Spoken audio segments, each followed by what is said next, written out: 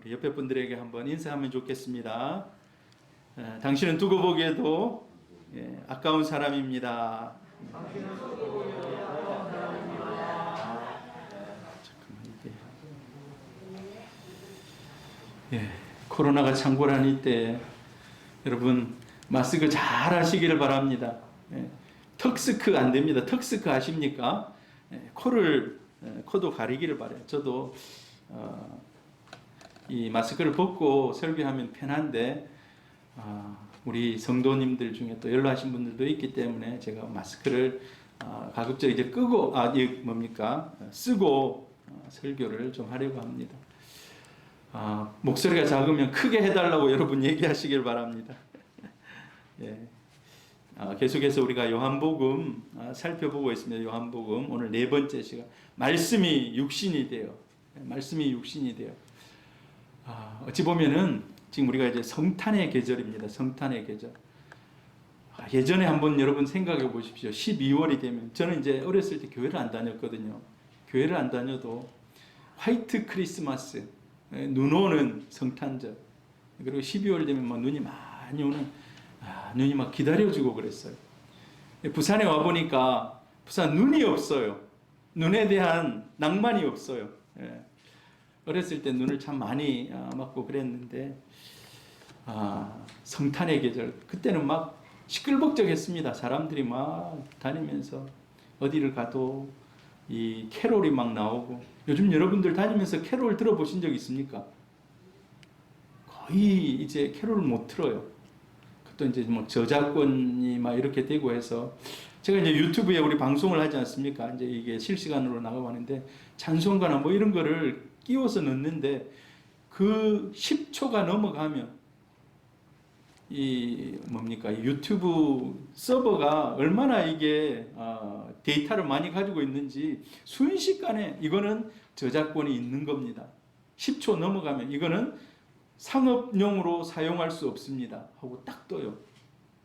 그만큼 저작권이 이제 뭐 강화가 되고 그래서 이제 우리 뭐 교회 이 외에는 교회와도 뭐 하기야 요즘 잘 그런 성탄 캐롤 같은 이런 걸 잘 안 틀어줍니다만 굉장히 삭막한 올해는 더군다나 코로나로 인해 가지고 집 밖에도 나가지 못하도록 상당히 부산에서도 이제 사람들이 많이 감염이 되고 그래서 이제 그러나 우리가 조금만 기다리면 내년에는 좀 마음 편하게 성탄절을 맞이하지 않겠습니까?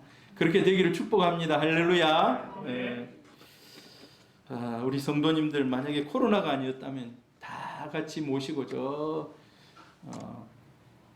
광복동 거리에 멋지게 해놨거든요.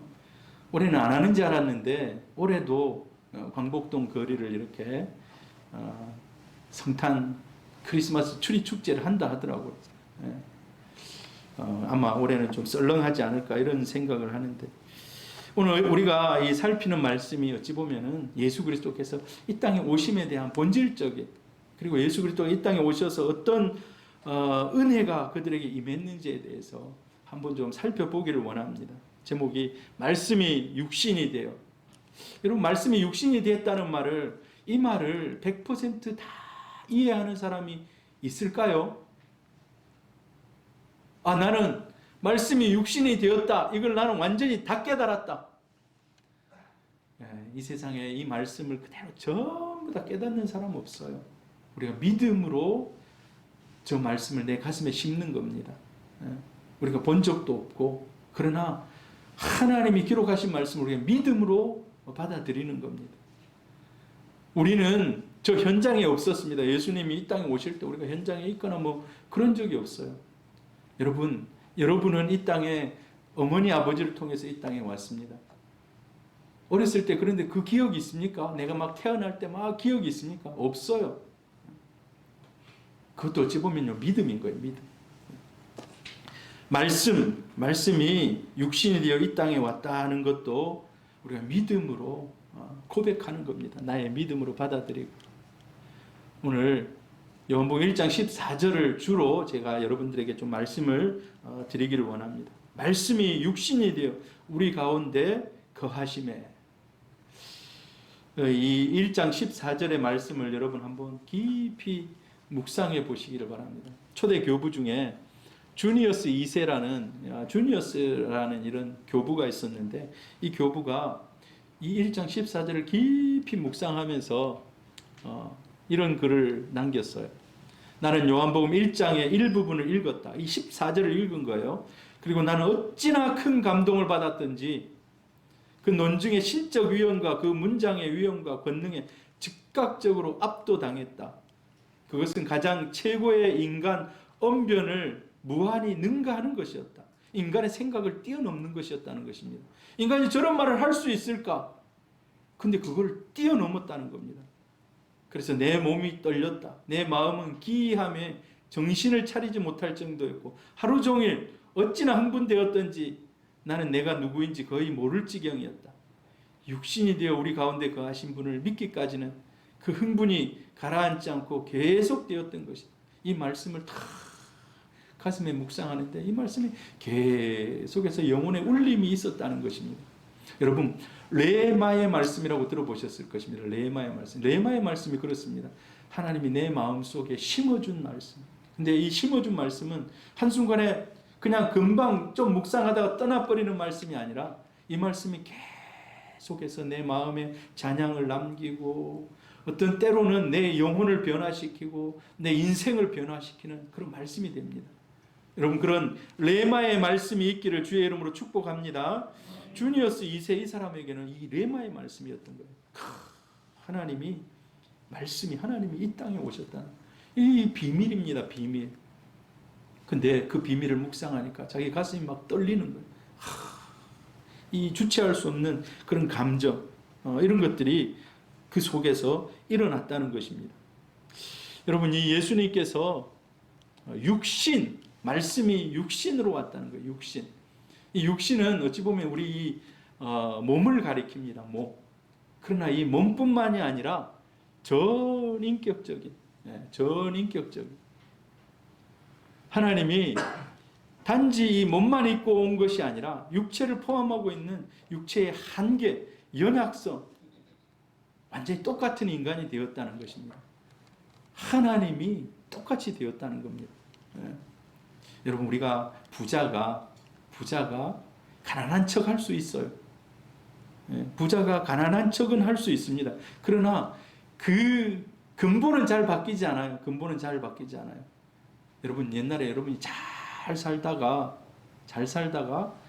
이제 뭐 사업이나 이런 것이 좀 안 돼가지고 완전히 가난하게 됐다.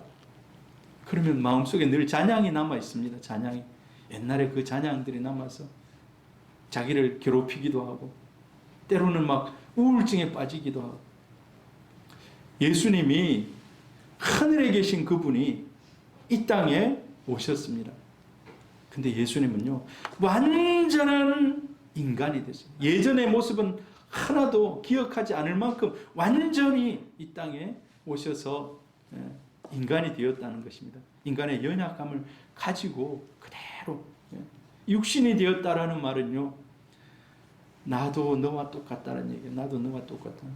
그래서 예수님은 우리의 연약함을 체험하고 느끼고 우리에게 은혜를 베풀 수 있는 분이라고 얘기합니다. 이 요한이 이제 말씀이 육신이 되었다라는 이 말. 그런데 그 당시에 이제 1세기나 2세기, 3세기 뭐 계속해서 이단 중에 영지주의 이단이 있어요. 영지주의 이단.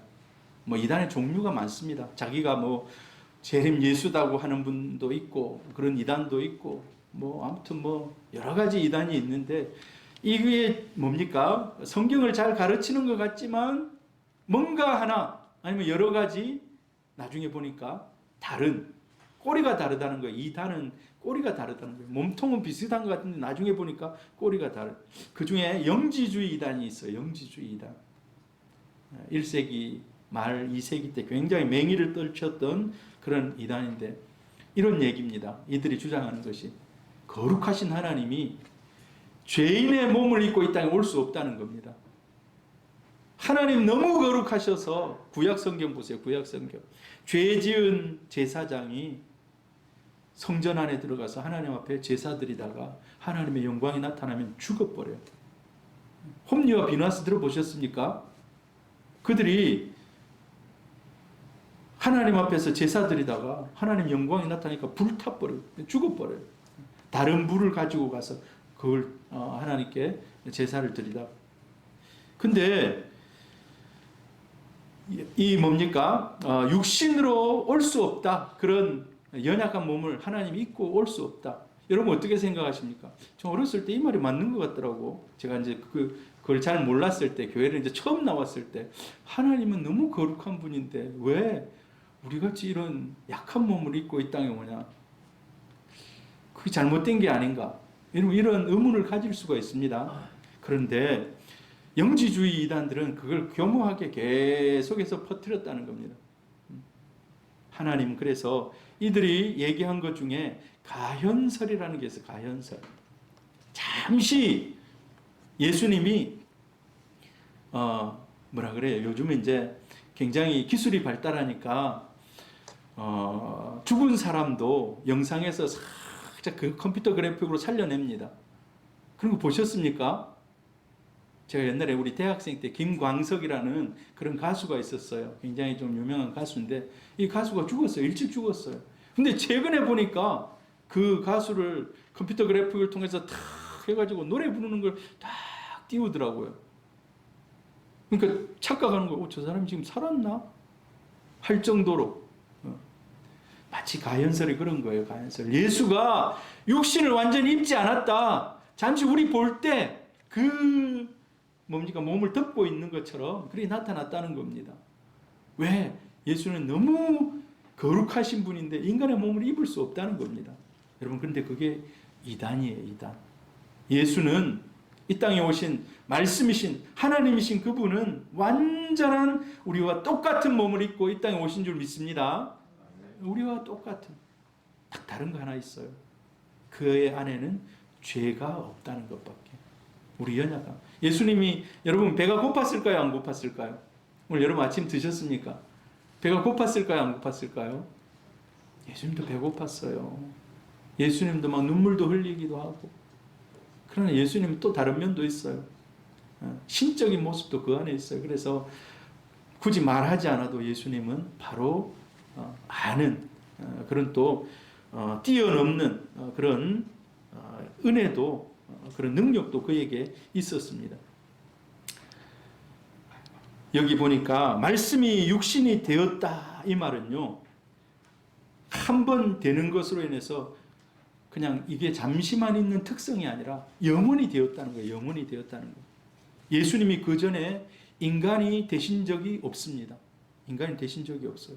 그런데 예수님의 이 인간 예수의 몸을 입고 오셨는데 이 예수의 몸을 입고 오신 것은 그냥 잠시 끝나고 예수님 다시 완전히 이제 새로운 부활 이후에도 완전히 새로운 그런 모습이 되었는가?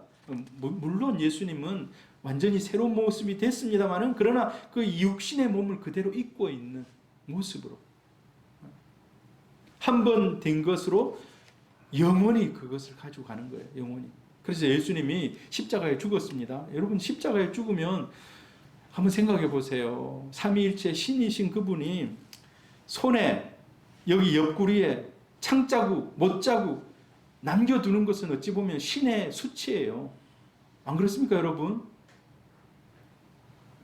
김일성 3대 세습 이 뭡니까? 북한에 가면은 주체 사상을 막 이렇게 전파하잖아요.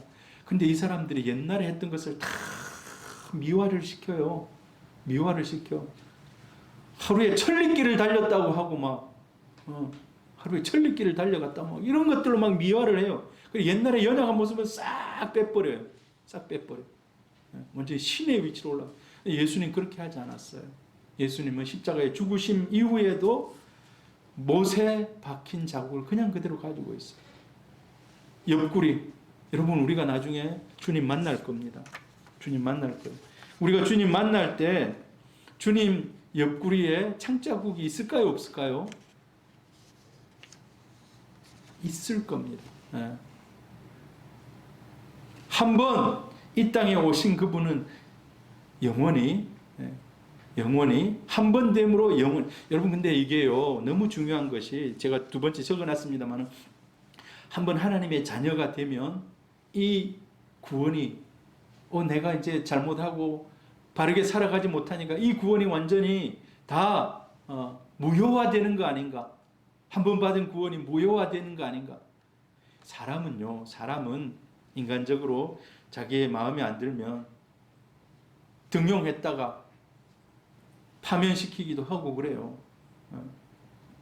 이런 경우도 있더라고. 내가 정말 고아를 좀 데리고 와서 좀 살아야 되겠다.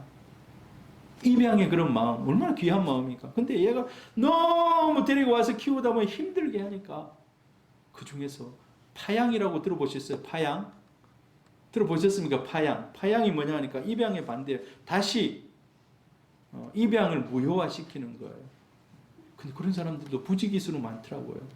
우리가 막 들려오는 사람들 중에 입양해가지고 끝까지 잘 됐습니다. 오늘 아까도 그 성악가 그분이 4명을 입양을 했잖아요. 그분보다 더 대단한 사람이 온천교회에 있어요. 5명을 입양하신 분이 있어요. 온천교회 5명. 쉽지 않은 일인데, 근데 인간 너무 힘들면 막 파양해버리고 막 이런 경우도 있긴 해요. 근데 우리 주님은 우리를 한번 불러주시면 영원히 여러분 이런 찬양 있지 않습니까? 제가 어렸을 때 교회를 갔는데 찬송가 28장을 부르는 거예요. 28장이 뭐죠? 복에 그는 강림하사. 와, 우리 어르신 감사합니다. 28장. 이제 찬송가도 없을 때 그냥 교회 가니까 교회 마룻바닥에 앉아 예배 드리는데 복에 그는 강림하사요. 제일 마지막에 쭉 부르다 보면 천국인을 치소서, 이 얘기를 저는 잘못 알아듣고 천국 사람들을 죽이고 우리가 그걸 들어가야 되는 줄 알았어요. 천국인을 치소서. 어렸을 때 천국 들어갈 때 우리가 싸워야 되는구나 막 이렇게 알았어요. 그런데 천국인을 치소서가 무슨 뜻입니까? 천국 도장을 찍어 주시는 겁니다. 천국 도장을. 여러분 우리가 미국이나 이런 데 갈 때 이미그레이션 하고 뭐 이런 또 이제 뭡니까? 출입국. 그 사람들이 패스를 도장을 딱 찍어줘야지 갈 수 있어요. 도장을 찍어줘야지. 여러분 그런 거 보셨습니까? 마지막에 딱 가가지고 자기 얼굴 맞는지 딱 이렇게 보잖아요. 그리고 딱 보고 나서 탁 찍어줘 그럼 통과하잖아요. 이게 천국인인 거예요. 천국인. 천국의 도장을 딱 찍어주는 거예요. 여러분 한 번 찍은 천국의 도장은 영원히 효력이 있는 줄 믿습니다. 영원히 효력이 있는 거예요. 태초에 말씀이셨던 이 예수 그리스도께서 지난주에 우리가 살폈듯이 천지를 창조하신 그분이 이 인간 세상에 오셨다는 겁니다. 영원한 인성을 가지게 되었다는, 잠시 인성을 가졌다가 버린 것이 아니고 영원한 인성을 가지게 되셨다는 겁니다. 여러분 어렸을 때 이런 거 요즘은 아마 안 할 거예요. 체험 삶의 현장 보셨습니까? 가서 일하고 막 하고 나서 얼마 벌어와가지고 이게 돈 땅 하면 이제 이게 가난한 사람들에게 이제 성금으로 쓰이는 거예요. 이 사람들 엄청 힘들어해요. 일하면서 보니까 막 상당히 극한 일들 가서 막 해요. 근데 이거는 잠시입니다. 잠시. 체험 삶의 현장은 잠시예요.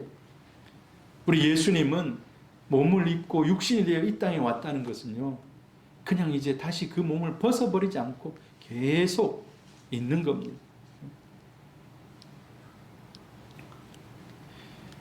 요한은 계속해서 1장 14절을 쭉 얘기를 하면서 말씀이 육신이 되어 우리 가운데 거하심에, 이 거하다라는 말이 있어요. 거하다. 말씀이 우리 가운데 와서 거했다는 것입니다.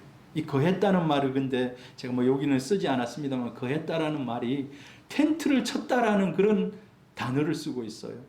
텐트를 쳤다. 말씀이 이 땅에 와서 텐트를 쳤다. 직역을 하면 텐트를 쳤다라는 그 의미를 같은 단어를 쓰고 있어요. 그래서 요한이 옛날에 텐트를 칠 때 또 그 단어가 어떤 때 쓰여졌냐 하면 성막을 이 땅에 칠 때, 성막. 솔로몬 성전 그 이전에 출애굽 과정 가운데 하나님께서 성막을 지으라고 얘기합니다. 성막을. 모세에게 성막을 지으라. 그때 성막을 칠 때 이 말이 같은 의미로 쓰여져 있습니다. 근데 이 말에 깊은 의미를 우리가 추적해 보면 예수님이 이 땅에 오셔서 성막의 의미를 완성하신 분이라는 겁니다. 할렐루야. 여러분, 성막이 왜 지어졌습니까? 하나님이 내가 거기서 너희와 만나겠다는 겁니다. 나는 거룩하게 구별해서 너희와 만나겠다는 겁니다. 할렐루야. 우리가 오늘 여기 예배당에 와서 예수를 만납니다. 말씀을 통해서 또 우리가 함께. 그러나 우리가 꼭 이곳에서만 만나는 건 아니에요. 하나님 여기만 계실까요? 그러면 저쪽에 다른 교회는 어쩝니까? 여기만 있으면. 하나님은 우리가 이제 전문적인 용어로 무소부재라고 합니다. 무소부재. 계시지 아니한 곳이 없다. 온 땅에 충만해 있다. 온 땅에 충만해 있다. 그런데 그 온 땅에 충만한 분이 육신으로 입고 이 땅에 오셨을 때가 바로 예수 그리스도의 몸을 입고 이 땅에 오셨다는 것입니다. 그래서 예수님은 성막의 성취자이면서 새로운 성막으로 이 땅에 오신 분입니다. 여러분, 조금 어렵습니까? 좀 어려울 수가 있어요. 그런데 이제 말씀이 육신이 되어 이 땅에 와서 사도 요한이 예수님과 3년 넘는 기간 동안에 같이 동고동락했습니다. 동고동락했어요. 그런데 동고동락하면서 딱 보니까 그 안에, 말씀 안에, 말씀이 이 땅에 오셔서 육신이 되신 그분 안에 아버지의 영광이 가득했다는 것입니다. 할렐루야. 아버지의 영광이 가득했다는 거예요. 이 말은 뭡니까? 아버지의 능력이 그 안에서 역사하더라는 겁니다. 하나님의 그 전능하심이 예수 안에서 능력으로 역사하더라는 겁니다. 그래서 아버지의 독생자의 영광이 충만했다라는 겁니다. 같이 읽어볼까요? 시작. 우리가 그의 영광을 보니 아버지의 독생자의 영광이요 은혜와 진리가 충만하더라. 네. 영광이라는 표현이 영광. 여러분, 영광이라는 말을 써보신 적 있습니까? 영광. 사람에게는 영광이라는 말을 잘 안 씁니다. 근데 하나님을 우리가 지칭할 때 영광이라는 말을 씁니다. 영광. 그런데 이 영광은 주로 어디에 쓰였는가? 구약 성경에 찾아보면요, 성막이나 성전에 하나님이 임재하실 때 이 영광이라는 단어를 씁니다. 하나님이 그곳에 나타났을 때 영광이라는 이런 단어를 써요. 하나님께서 모세를 통해서 성막을 만들게 했습니다. 그리고 출애굽기 마지막 40장에 보면 성막이 완성이 돼요. 그래서 그곳에서 이제 다 모아놓고 하나님 앞에 나갑니다. 근데 그곳에 성막에 하나님의 영광이 임재합니다. 제가 찾아낸, 같이 읽어볼까요? 시작. 구름이 회막에 덮임에 여호와의 영광이 성막에 충만하매. 이 회막이나 성막이나 같은 말입니다. 회막은 모이는 그런 장소라는 뜻이고 성막은 거룩한 장소라는 그런 뜻입니다. 같은 의미에 같은 하나를 나타냅니다. 근데 여호와의 영광이 성막에 충만했다는 것입니다. 그런데 예수가 이 땅에 와서 예수가 하는 일 가운데 그 영광이 충만했다는 것입니다. 열왕기상 8장, 이거는 솔로몬이 성전을 지었습니다. 솔로몬이 성전을 짓고 나서 하나님 앞에 봉헌을 합니다. 성전 봉헌식. 같이 읽어봅니다. 시작. 제사장이 성소에서 나올 때 구름이 여호와의 성전에 가득하매. 성전을 탁 지어놓고 하나님 앞에 봉헌을 하는데, 그리고 이제 긴 기도를 드리고 막 이런 일들을 합니다. 근데 그 안에 구름이, 여러분 상상 한번 해보세요. 상상을. 원래 구름이 어디에 있어야 됩니까? 하늘에 떠 있어야 되잖아요. 하늘에 떠 있거나 뭐 이렇게 뭐 산에 걸리거나 그래야 되는데 성전 안에 쫙 하나님의 영광의 구름이 그 성전을 가득 덮었다는 것입니다. 시편 26편 8절 같이 읽어봅니다. 시작. 여호와여 내가 주께서 계신 집과 주의 영광이 머무는 곳을 사랑하오니.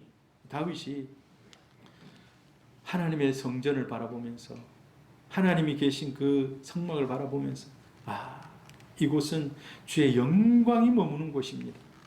여러분 제가 지금 얘기하고 싶어하는 것이 무엇입니까? 이 영광이 거하는 성전의 이 영광이 누구에게 충만했다는 겁니까? 누구에게 충만히 보였다는 겁니까? 예수에게 충만히 보였다는 겁니다. 성전에서 받는 그 은혜가 예수에게 충만히 나타났다는 거예요. 이 사도 요한이 예수님과 3년 동안 동고동락하면서 그 예수의 영광을 날마다 새롭게 체험하는 겁니다.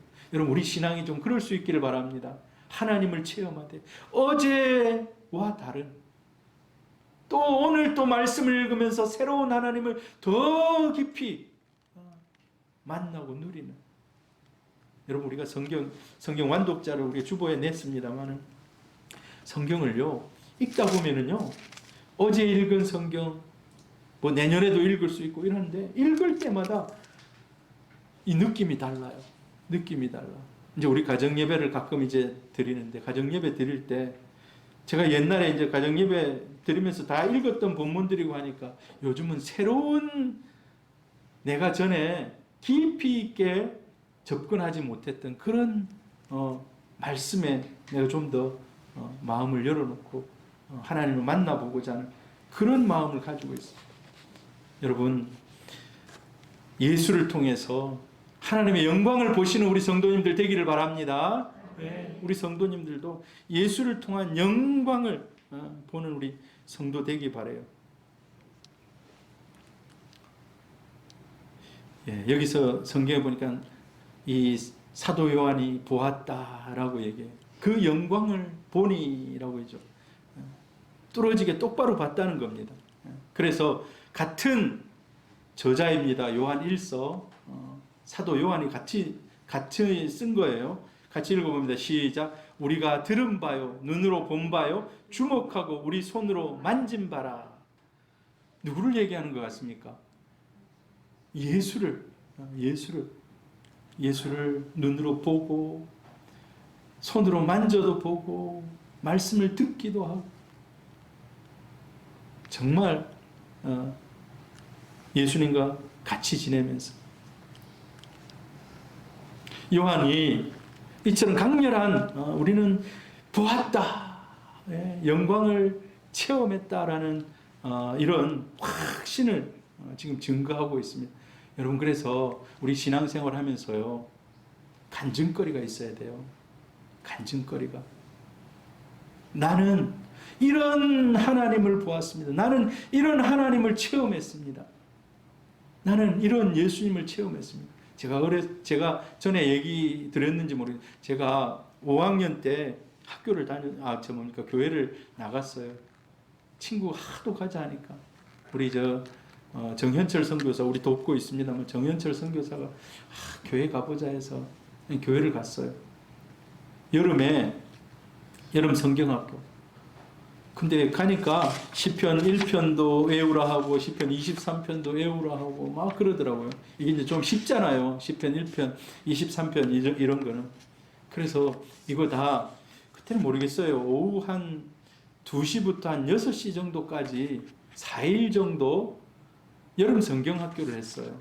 아침에 안 하고. 왜냐하면 이제 교회에서 밥을 못 주니까 교회가 시골 가난하니까 와서 뭐 간식 좀 주면서 오후에 잠시 데리고 있으면서 저기 순천이나 이런 데서 대학생들이 와서 봉사활동을 했어요. 봉사활동. 그러면 이제 막 우리 데리고 막 가르치고. 그래서 이제 초등학교 5학년 때부터 신앙생활을 했는데 하나님이 살아있다라는 것은 한 번도 생각해 보지 못했어요.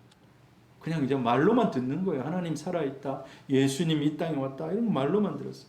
근데 중학교 1학년 때 우리 가정이 되게 힘든 그런 상황을 겪었어요. 굉장히 힘들었어요. 가정이. 물질이 너무 없어가지고 너무 힘들었어요. 지금은 이제 중학생, 고등학생 돈 안 내고 학교에서 무상 교육 시켜줍니다. 어렸을 때 우리는 안 그랬거든요. 1년에 4번 납부금을 냈거든요. 납부금. 우리 어르신들도 다 납부금 아마 자녀들 다 챙겨주셨을 겁니다. 근데 그 당시에 집이 너무 어려워가지고 납부금을 못 냈어요. 그래서 하도 안 내니까 방송이 나왔어요. 방송이. 한 20명 정도 방송을 쫙 불러가지고 사무실로 오라는 거예요. 사무실에 가니까 종이 하나 주고 자기 이름 적고 몇 학년 몇 반 자기 이름 적고 언제까지 낼 건지 적어놓고 가라는 거예요. 종이 한 장 위에다. 그래 제 이름 딱 적고. 근데 제가 깝깝하잖아요. 이걸 내가 언제 갖다 낼지 알아요. 이거를 적고 가라는데 내가 내는 겁니까? 부모님이 내줘야 되는 겁니까? 부모님이 내줘야지 돈이 있든가 말든가 하는데 그래서 사람들이 보니까 너무 부끄러운 거예요. 거기 가서 그걸 하고 있다는 자체가 부끄러운 거예요. 그래서 얼른 그냥 날짜 적어놓고 와봤어요. 근데 마음속에요. 그날이 가까워지면 가까워질수록 마음이 쿵쾅쿵쾅 하면서 그날까지 내야 되는데 그날까지 내야 되는데 그 전날도 부모님이 돈이 없어가지고 어머니 아버지 좀 다투시더라고요. 그러니까 내일 가지고 갈 거는 꿈에도 생각을 안 하고 근데 그 순간에 제가 주일학교 때 들은 말이 생각난 거예요. 어려움이 있거나 필요한 게 있거나 할 때 하나님께 기도해 보라고. 하나님께 기도해 보라고. 그래 인생에 처음으로 기도를 해봤어요. 하나님 진짜 진지하게 하나님 제가 내일까지 납부금 내기로 그때 납부금 해봤자요 한 3만 원에서 3만 5천 원 사이였어요. 지금 같으면 그냥 용돈으로도 주는 돈 아닙니까? 근데 그게 없었던 거예요. 그래서 하나님께 간절히 기도 하나님 제가 돈이 없는데 우리 부모님이 부모님에게 내일 학교 돈 가져가야 된다고 내가 얘기를 못 하겠는데 하나님 진짜 살아있다면 내일 내 납부금 좀 가지고 갈 수 있게 좀 해주세요. 간절히 기도하고 하나님 이 집 구석은 돈이 없어가지고 그 전에 제 친구가 중학교를 안 간 친구가 있었어요. 바로 서울로 돈을 벌러 간 친구가 있었어요. 그래서 그 친구가 몇 달 만에 내려왔는데 삐까뻔쩍하게 탁 입고 온 거예요. 니 뭐하노 했더만 서울역 뭐 어디 근처에서 구두 닦는다는 거예요. 구두 닦는. 니도 올라갈래? 야, 돈 많이 벌 수 있다. 막 하면서 꼬시는데 마음이 좀 약간 그래서 제가 그런 기도했어요. 하나님, 내가 평생 살아가면서 돈 걱정 좀 안 하고 살았으면 좋겠습니다. 여러분, 근데 그 다음 날 납부금 가져갔을까요? 안 가져갔을까요? 우리 성도들 많이 들어서 알고 있죠. 납부금을요 어머니가 봉투에 넣어서 주는 거예요. 그 전날 돈 없다고 두 분이 싸우셨는데, 근데 제가 그 납부금을 딱 받는 순간에 이거는 하나님이 주신 거다. 하나님이 살아있는 분이구나. 하나님 진짜 살아계신 분이군요. 기도하니까 들어주시는군요. 여러분, 이거는 저의 간증 중에 극히 일부입니다. 하나님이 여러분에게도 그런 간증이 많아지기를 축복합니다. 우리가 날마다 하나님이 주시는 은혜를 누리며 그런 간증의 주인공들이 될 수 있기를 바랍니다. 그래서 어찌 보면요, 은혜 위에 은혜로라라는 예수 그리스도가 이 땅에 오신 것이 은혜 위에 은혜로라. 은혜 한 번 받고 끝나는 게 아니에요. 하나님이 옛날에 10년 전에는 나에게 복을 주셔가지고 충만케 하셨는데 이제 그 유효기간이 끝났는가? 나에게는 왜 이런가? 아니라는 겁니다. 하나님은 주실 은혜가 무궁한 줄 믿습니다. 은혜 위에 은혜, 차곡차곡 쌓여진 그 은혜.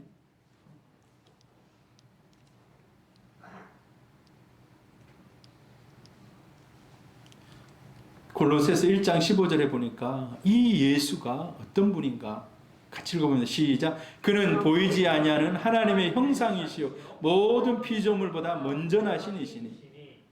그는 하나님의 형상이라고 얘기해요. 하나님의 형상. 이 영광스러운 분이 누구신가? 그분이 곧 하나님이라는 겁니다. 그분이 곧 하나님. 여러분, 그래서 예수는 하나님이십니다. 예수는 하나님이세요. 예수는 이 땅에 오신 하나님이시라는 겁니다. 그래서 이 말씀이 육신이 되었는데 그 안에는 은혜와 진리가 충만하더라는 겁니다. 은혜와 진리가 충만했다.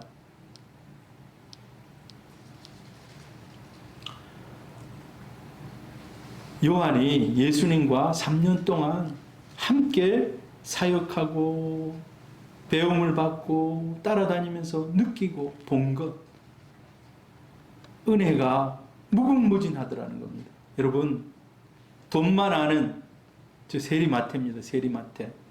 돈만 아는, 돈에 완전히 마음을 빼앗긴, 그 당시 때 세리, 지금도 세관 좋은 공무원 아닙니까?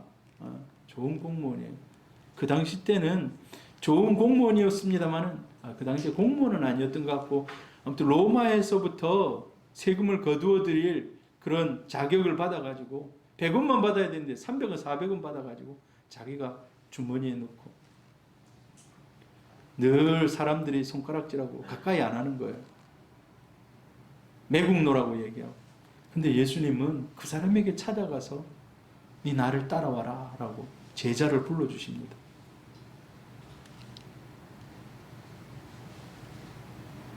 예수님께서 사마리아 쪽을 잘 안 지나가요. 사마리아 수가성 쪽에 지나가다가 저 한 여인을 위해서, 그 외에 예수님께서 사마리아 쪽으로 가셨는지 성경에 기록이 없습니다만 사마리아 쪽으로 가셔야 되겠는지라. 근데 가서 한 일이 딱 이거 한 가지예요. 수가성에 여인을 만나서 이 여인의 마음을 치유해 주시고, 이 여인이 나중에 당신이 우리가 기다렸던 메시아군요 하고 사람들이 동네를 다니면서 내가 메시아를 만났다라고 자기 삶이 회복이 된 겁니다. 그 전에 자기 남편들이 막 많이 있고 버림받고 또 버림받고 또 버림받고 이런 여인이 마음이 회복이 되었다는 겁니다. 현장에서 가늠하다 돌에 맞아 죽을 그런 여인을 예수님 살려주십니다. 문둥병자를 예수님께서 치유하십니다. 돼지가 6,000마리나 레기온이라고 되어 있는데 6,000마리나 그 몸속에 들어가 있는 완전히 귀신 들려서 더 이상 어찌 해볼 수 없는 그런 중증 그런 귀신 들린 사람을 예수님께서 고쳐주십니다. 여러분, 예수님 안에는 은혜가 충만한 줄 믿습니다. 그래서 예수를 만나는 사람은 다 회복의 역사를 누려요. 다 회복의 역사를. 우리 성도님들도 회복의 역사가 충만하기를 바랍니다. 나는 어느 부분에서 좀 회복이 필요한지, 오늘 여러분이 기도하는 그 부분이 하나님이 회복시켜 주시기를 주의 이름으로 축복합니다. 그가 이 땅에 오셨는데 영광이 충만하고 은혜와 진리가 충만한, 예수님은 사람들을 많이 만나셨습니다. 사람들을 많이 만났어요. 그런데 주로 만난 사람들이 세상에서 부담스러워하는 사람들. 그 부담은, 이 사람들은 세상으로부터 완전히 소외당한 이런 사람들, 소외당하고 슬픔을 가지고 있고 고통 중에 있는 자들, 죄인들, 이들을 주로 많이 만났어요. 이들을. 여러분 한번 생각해 보세요. 여러분 어떤 사람을 많이 만납니까? 여러분은 좋은 사람을 많이 만납니까? 아니면 이런 소외당하고 슬픔, 고통 중에 있는 사람을 많이 만납니까? 제가 이런 사람들 많이 만나라는 얘기는 아닙니다. 그러나 그 사람들이 여러분에게 올 때 여러분 마음을 여시기를 바랍니다. 어제 저녁에 설교 준비하고 이제 잠시 4층에 올라가 있는데 문을 누가 초인종을 누르는 거야. 띵동 띵동 띵동. 저는 이제 우리 김성봉 집사님인 줄 알고 내려갔는데 아닌 20대 한 우리 요셉 정도의 청년이 와가지고 목사님이십니까? 물어봐. 아 그래 이 교회 목사라니까. 제가 제주도에서 왔는데 잘 데가 없어가지고 하루만 저를 여기서 좀 재워달라는 거예요. 그런데 코로나도 있고 내일 예배도 드려야 되는데 어떻게 우리가 알고 그 사람을 재울 수가 있습니까? 사실 뭐 재우려면 재울 수 있죠. 그래서 여기서 잠은 잘 수 없다. 근데 너무 좀 안 됐더라고. 근데 저희 아내나 이 분위기가 사기치러 온 사람이다. 예. 그런 분위기였어요. 그런 분위기였어요. 그래서 잘 데 없냐 하니까 잘 데가 없다. 그러면 찜질방에 가서 자라고 하니까 목사님 찜질방에 갈 돈도 없습니다. 찜질방에 갈 돈도 없다는 거예요. 그래서 이제 요즘에 제가 찜질방에서 앉아가지고 찜질방에서 그 돈이 얼마인지 몰라요. 여러분 찜질방에서 자면 얼마나 합니까? 한 10,000원 합니까? 근데 그 청년이 그런 거예요. 목사님 찜질방 11,000원입니다. 그러더라고요. 11,000원입니다. 나는 몰랐어요. 그 찜질방이 얼마인지.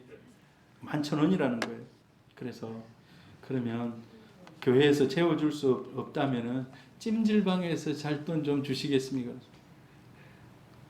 이게 딱 사람을 뭡니까? 속이는. 우리 아내가 그러더라고. 여보 요새 교회 다니면서 어떤 청년들이 그렇게 해가지고 돈 뺏는 데 많다요. 근데 제가 그게 맞는지 안 맞는지 몰라요. 그래서 저녁 먹었냐 하니까 안 먹었다더라고. 그래서 있는 빵하고 11,000원하고 줬어요. 가가지고 따뜻하게 먹고 자라고. 어찌 보면 좀 어리석을 수 있습니다. 근데 목사가 좀 어리석어야 되겠더라고. 해가지고 니 어디 주민등록 내봐라 해가지고 이렇게 할 수 있는데 그냥 제가 그냥 속아주듯이 그냥 했어요. 그냥. 모르겠습니다. 그 사람이 진짜 저를 속이지 않기를 원하는 그런 마음 가지고. 근데 예수님께서 그 당시에 여러분 그런 사람 오면 다 그냥 문전박대하고 다 쫓아내잖아요. 예수님 보세요. 소외당하고 슬픔, 문둥병. 여러분 문둥병 옆에도 안 가요. 지금은 이제 한센시 병이라 해가지고 사람들이 그 사람 가가지고 이제 치료받으면 나아요. 요즘은 그 균이 다 죽어요. 지금은 그 정도의 과학이 발달했어요. 의료가 발달했어요. 예수님은 그런 거 상관없이 가서 만나고 그들을 고쳐주시고. 예수님은 꺼져가는 심지를 그리고 상한 갈대를 꺾지 않는 우리 주님이신 줄로 믿습니다. 세상이 포기해버린 자에게도 소망을 주셔서 일꾼으로 부르시고 역사의 전면에 세우셔서 일하게 하시고. 여러분 베드로 보세요. 베드로 그냥 고기 잡는 어부로 그냥 한평생 살아가다가 험한 뱃사람으로 살아가다가 그냥 끝날 수 있어요. 저는 가끔 제 생각이 베드로를 불러주신 하나님이 나도 불러주셨다. 거의 직업이 비슷하잖아요. 배 탔던 직업이 비슷하잖아요. 그래서 옛날에 이런 찬 I will make you fishers of men 그런 아마 찬양이 있는데 불러주신 하나님의 은혜에 너무 감사해서 여러분 예수님은 이처럼 은혜가 충만한 분인 줄 믿습니다. 그 예수를 붙잡으면 그분과 함께 있으면 은혜 받지 않을 사람이 없다는 겁니다. 주님께 붙어 있으면 흘러가는 은혜가 있다는 겁니다. 흘러가는 은혜가 있다는 겁니다. 여러분 이 은혜를 경험하시기를 바랍니다. 오늘 주님께서 은혜 위에 은혜를 여러분과 우리 교회에 주시기를 축복합니다. 하나님은 능히 하실 수 있는 줄로 믿습니다. 그래서 우리가 그 간증의 주인공들 될 수 있기를 바랍니다. 예수님은 다른 모든 종교도 뭐 은혜를 주고 복을 주고 한다고 합니다만 내가 길이라고 얘기한 분은 아무도 없어요. 길이 있으니까 길을 발견해 보자라고 자기가 막 이렇게 하는 그런 종교 지도자는 있을 수 있습니다. 그런데 내가 길이다, 내가 길이다, 내가 길이다. 여러분, 저는 이제 이 성경 말씀을 어르신들 집에 가면 정말 많이 이 성경 말씀을 전합니다. 예수께서 이르시되 내가 곧 길이요 진리요 생명이니 나로 말미암지 않고는 아버지께로 올 자가 없느니라. 우리가 하나님께로 가야 되는데 예수가 그 길이라는 겁니다. 오직 예수만이. 예수님께서 우리에게 베풀 수 있는 은혜가 최고의 은혜가 십자가의 은혜입니다. 십자가의 은혜. 내가 너를 위해서 죽었다는 겁니다. 최고의 영광이 무엇입니까? 예수님의 최고의 영광이 십자가에 나를 위해서 죽으신 겁니다. 그 영광을 여러분과 제가 깊이 체험할 수 있기를 바랍니다. 이 영광이 나에게 또한 나타나기를 바라요. 우리 예수님께서 우리를 위해서 십자가에 죽으셨던 그 은혜, 자기를 희생하셨던 그 희생의 은혜가 우리 성도님들에게도 흘러가서 나도 세상의 은혜를 흘려보내는 통로될 수 있기를 바랍니다. 여러분, 세상은 이런 거 한번 좀 맞아봤으면 안 좋겠습니까? 이걸 뭐라 합니까?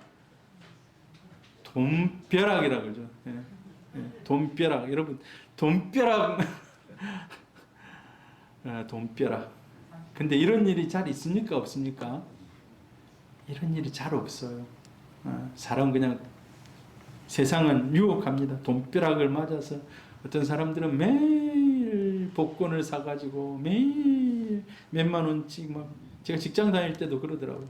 직장 다녀봤자 뭐 한 달에 고정적인 월급이잖아요. 그러니까 어떻게 한 번 인생 바꿔볼 수 있을까?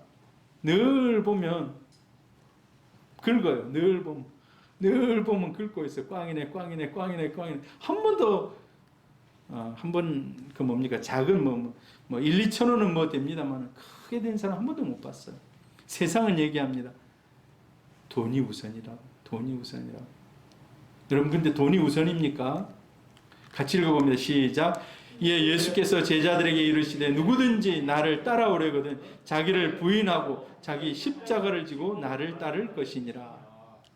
자기를 부인하라는 것. 자기를 부인하라는 것. 여러분의 마음속에 어떤 욕망들이 있습니까? 어떤 욕심들이 있습니까? 진짜 하나님이 기뻐하시면 그거 주십니다. 내가 그냥 막 발버둥 치지 않아도 하나님 주셔요. 기뻐하면 주셔요. 근데 내가 내 욕심 가지고 막 따라가면 주님 그거 싫어하십니다. 너는 나를 따라올 때 너의 십자가 가지고 따라와라. 그러면 내가 채우겠다는 겁니다. 여러분, 이 말씀 우리가 너무 잘 아는 말씀입니다. 읽어봅니다. 시작. 그런즉 너희는 먼저 그의 나라와 그의 의를 구하라. 그리하면 이 모든 것을 너희에게 더하시리라. 하나님 나라를 구하고 하나님, 이 말은 뭡니까? 우리가 사명 위에서 살아가고자 하면 하나님 채워주신다는 겁니다. 예수님도 이 땅에 십자가의 사명을 가지고 이 땅에 왔습니다. 사람을 고치기도 하고 살리기도 하고, 이거는 부수적인 거예요. 예수님의 사명은 십자가였습니다. 십자가. 예수님의 최고의 영광. 오늘 사도 요한이 내가 그 영광을 보았다라고 얘기했잖아요. 최고의 영광은 십자가인 줄 믿습니다. 십자가가 있었기에 오늘 저와 여러분이 이 자리에서 함께 예배드릴 수 있는 겁니다. 여러분, 그래서 우리에게 주님 요구하는 것이 너희도 먼저 그 나라와 그 의를 구해라. 사명을 위해서 살으라는 거예요. 사명을 위해서. 올해 우리가 전도를 열심히 좀 해보려고 사실 온천교회에서 우리를 많이 후원해 주고 있어요. 이제 거의 3년을 후원해 주기로 했는데 이제 내년 4월이 이제 3년입니다. 3년. 그래서 올해는 정말 열심히 전도하고 하나님 기뻐하는 일을 많이 해야 되겠다. 그렇다고 해서 우리가 하나님 기뻐하지 않는 일을 한 건 아닙니다만 그래 막 우리 마음 뜻대로 잘 안 돼요. 안 된 것이 많아요. 우리 연약함을 다시 한번 뒤돌아보게 합니다. 여러분, 그러나 우리가 또한 담대하게 다시 일어서야 될 줄 믿습니다. 여러분 마찬가지입니다. 올해 2020년 꿈을 안고 여러 가지 정말 푸른 꿈을 안고 시작했을 겁니다. 다 이루셨습니까? 이루어지기를 축복합니다. 그런데 이루지 못한 사람들이 많아요. 그렇다고 해서 여러분, 우리가 기죽지 마시기를 바랍니다. 하나님이 때가 되면 또 하나님의 때에 일하실 줄 믿습니다. 우리가 늙으나 하나님을 사랑하는 그 열정이 식지 않기를 바랍니다. 내가 열정까지 식어버리면 안 돼. 우리 안에 더 뜨거운 열정이 충만하기를 바랍니다. 이 성경 구절 하나 읽고 이제 마칩니다. 같이 읽습니다. 시작. 범사에 여러분에게 모범을 보여준 바와 같이 수고하여 약한 사람을 돕고 또 주 예수께서 친히 말씀하신 바 주는 것이 받는 것보다 복이 있다 하심을 기억하여야 할지니라. 사도 바울이 에베소 교회 장로들을 만나서 다 권면하면서 사도 바울이 지금 죽으러 가는 줄 알고 막 마음에 그 사람들이 애틋한 마음을 가지고 가지 마세요, 가지 마세요. 그런데 사도 바울이 아니다, 나는 가야 된다 하면서 자기의 그 사명의 길을 걸어가면서 그들에게 준 말씀입니다. 범사에 내가 여러분에게 모범을 보여준 것 같이 수고하여 약한 사람을 돕고, 우리 교회에 주신 그런 말씀입니다. 예수께서 이 땅에 오셔서 많은 사람들을 고치고 살리고 회복시켰던 것처럼 우리를 통해서, 교회를 통해서 수고하고 약한 사람을 돕고 또 나누어 주는 것, 나누어 주는 것. 이 일들 주의 은혜 안에서 잘 감당하는 우리 성도님들, 또 우리 새소망 교회 되기를 주의 이름으로 축복합니다. 한번 이 시간 우리 기도했으면 좋겠습니다. 분명히 주님께서 은혜 위에 은혜, 우리가 다 그의 충만한 데서 받으니, 사도 요한은 예수님과 3년 동안 있으면서 많은 은혜를 받았습니다. 은혜를 쌓아둘 수 없을 만큼 은혜 위에 은혜가 그들 가운데 넘쳤다는 것입니다. 우리 사랑하는 성도님들, 우리 교회 안에 여러분의 삶 가운데 그 은혜가 충만하기를 축복합니다. 어제나 오늘이나 동일하신 예수 그리스도께서 여러분의 소원들 위에, 여러분의 기도 제목에, 여러분 사명 위에 이 은혜 위에 은혜를 부어주시기를 축복합니다.